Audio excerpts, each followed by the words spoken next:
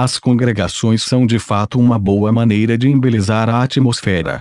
Não admira que as igrejas do meu passado preferissem realizar cultos em dias selecionados a cada semana. Leilin, que retirou sua visão, balançou a cabeça. Era só uma questão de tempo antes que as tribos das ilhas de Chihuahua chegassem a seu lado.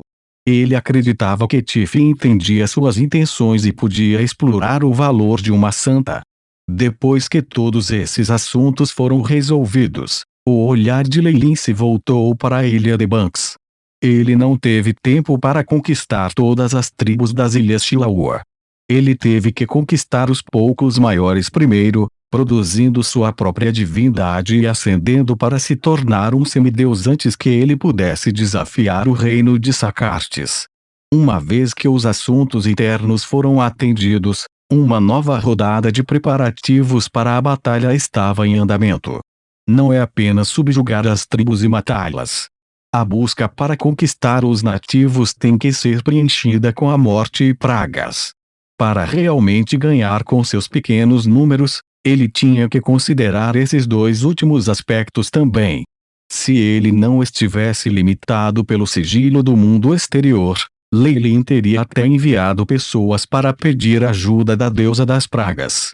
Com ela pertencendo ao alinhamento maligno, ela definitivamente ficaria feliz em fazê-lo. Esqueça, eles descobrirão que posso absorver a fé dos nativos. Eu também poderia fazer isso sozinho. O orgulho brotou dentro de Leilin. Como um mago, ele não acharia difícil criar uma nova praga se passasse algum tempo. Além disso, sendo um Arlok de linhagem, ele poderia até mesmo criar um que fosse muito infeccioso e fatal, capaz de eliminar tribos inteiras.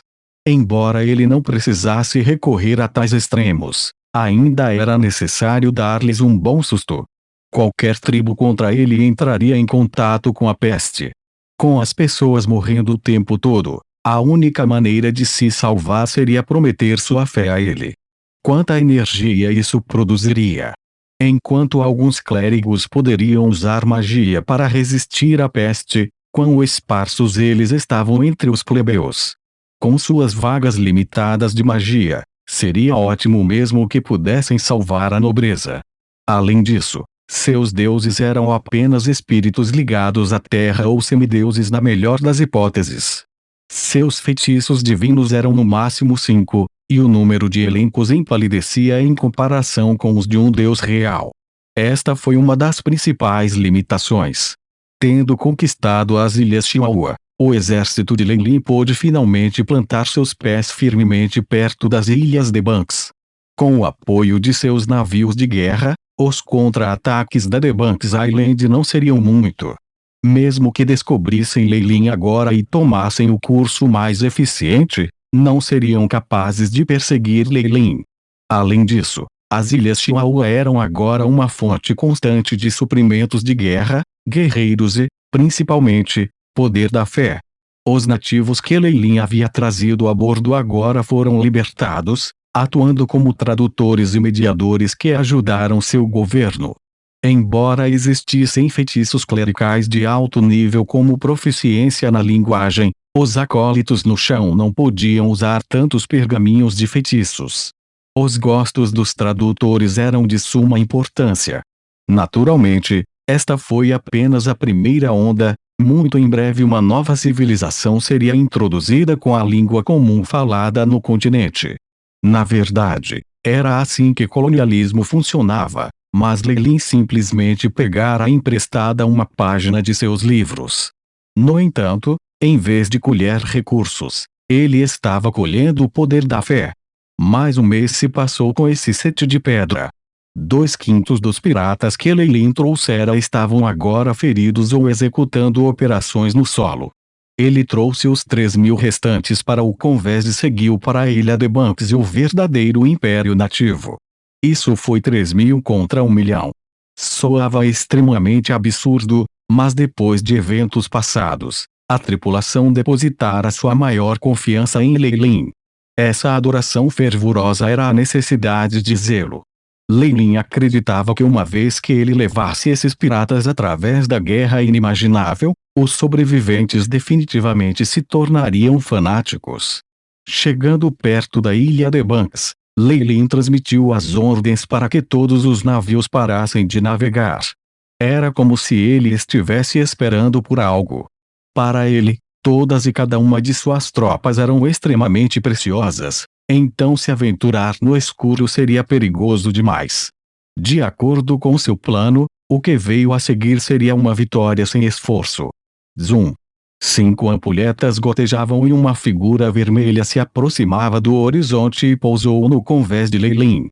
Aqui está ele, exatamente como planejado. Isabel estava agora em sua forma dracônica.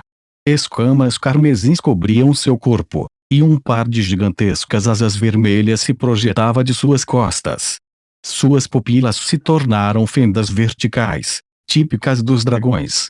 No entanto, Isabel parecia estar em um estado miserável. As escamas nas costas dela estavam um pouco torcidas. O que aconteceu? Algo está errado? Lei levantou a mão e um feitiço de cura arcano cobriu seu corpo. Grandes quantidades das escamas quebradas recuperaram rapidamente. Enquanto saqueamos os outros, fomos descobertos pelo espírito do totem e perseguidos. Mas foi como você disse. Ele recuou automaticamente a uma certa distância da tribo. Isabel agora parecia muito melhor quando jogou um nativo inconsciente no convés. O nativo capturado estava vestido com vestes brilhantes. Suas bochechas rosadas e pele requintada mostravam que ele fora educado num ambiente excelente e possuía pelo menos tanto poder quanto o chefe das ilhas de Chilaua. Boa! Trancá-lo no fundo do navio e garantir que ele não morra. Podemos então chantagear felizmente a tribo e pedir um resgate. Lei balançou os braços e 2 piratas se adiantaram imediatamente para derrubar o inconsciente chefe nativo. Este é um plano tão grosseiro. Eles se apaixonarão por isso? Isabel perguntou. Tiff não tinha intenções de questioná-lo, como se a palavra de Lei fosse evangélica, mas apesar da imponente áurea divina de Lei, Isabel ainda era sua prima. Quem sabe? Não podemos errar em tentar. Lei revirou os ombros para trás, sentindo que havia uma grande possibilidade de dar certo. Os nativos eram tolos, ignorantes e ingênuos, assim como nas Américas de seu mundo anterior. Os colonialistas ocidentais usaram extorsão para ganhar inúmeras riquezas.